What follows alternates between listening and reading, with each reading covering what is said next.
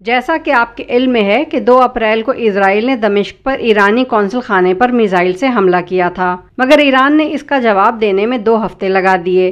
آخر اسرائیل پر ایران کے اس جوابی حملے کی تاخیری وجوہات کیا ہو سکتی ہیں؟ اس ویڈیو میں ہم اسی کی حقیقت پر کچھ روشنی ڈالنے کی کوشش کریں گے۔ السلام علیکم بہنوں اور بھائیوں، میں ہوں عامرہ قاضی اور آپ دیکھ رہے ہیں HSQ with عامرہ قاضی۔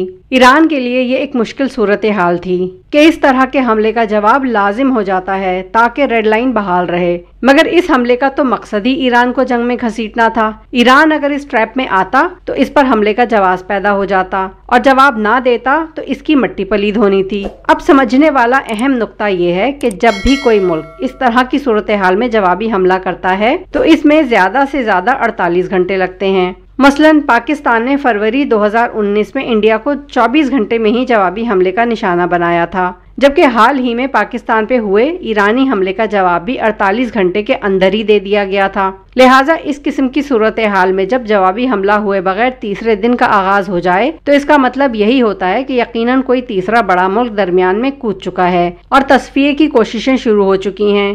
بالعموم تصفیے کی ان کوششوں میں متاثرہ ملک کو محدود حملے کی آفر کی جاتی ہے اور حملہ آور ملک کا پہلے سے طے شدہ ایک معمولی سا ملٹری ٹارگٹ بھی فراہم کیا جاتا ہے جس پر ہلکے پے لوڈ والے میزائل کے استعمال کی اجازت دی جاتی ہے، اور ساتھ ہی وہاں سے اہم سامان اور افراد ہٹا لیے جاتے ہیں، بلکہ اس جوابی حملے کے لیے باقاعدہ دن اور وقت بھی باہمی رضامندی سے طے کر لیا جاتا ہے۔ چونکہ یہ سال امریکہ کے صدارتی انتخابات کا سال بھی ہے اور پھر یوکرین کی جنگ میں شدید ناکامی کی صورت میں جو بائیڈن کو ہزیمت کا بھی سامنا ہے، ایسی صورتحال میں اسرائیل کی امریکہ کو ایران کے ساتھ جنگ میں گھسیٹنے کی کوششیں جو بائیڈن کے لیے انتہائی خطرناک ہیں۔ اس تمام تناظر میں لگتا کچھ ایسا ہی ہے کہ امریکہ نے پس پردہ رہتے ہوئے درمیان کی راہ نکالنے کی کوشش کی ہے اور اسرائیل پر ہونے والے اس حالیہ ایرانی حملے کا اہتمام کروایا ہے۔ زیادہ تر عوام کی اس سوچ کا محور چند بنیادی وجوہات ہیں۔ پہلی وجہ تو وہی ہے کہ جوابی حملے میں ایران کو 48 گھنٹے سے زیادہ کا وقت نہیں لگنا چاہیے تھا۔ آخر کو اس نے جواباً ایک میزائل ہی تو داغنا تھا، اس کے لیے اتنی لمبی چوڑی سوچ کی ضرورت ہی نہ تھی۔ اس طرح کے ملٹری پلانز ہر ملک کی قومی سلامتی پالیسی کا پہلے سے ہی حصہ ہوتے ہیں۔ دوسری اہم وجہ یہ ہے کہ اس جوابی حملے سے صرف 3 روز قبل جو بائیڈن نے اچانک یہ انکشاف کیا تھا کہ ایران بہت جلد جوابی حملہ کرنے والا ہے، اور پھر اسرائیلی حکومت نے اسکولز اور کالجز کی 2 روز کے لیے چھٹیاں بھی اناؤنس کر دی تھیں۔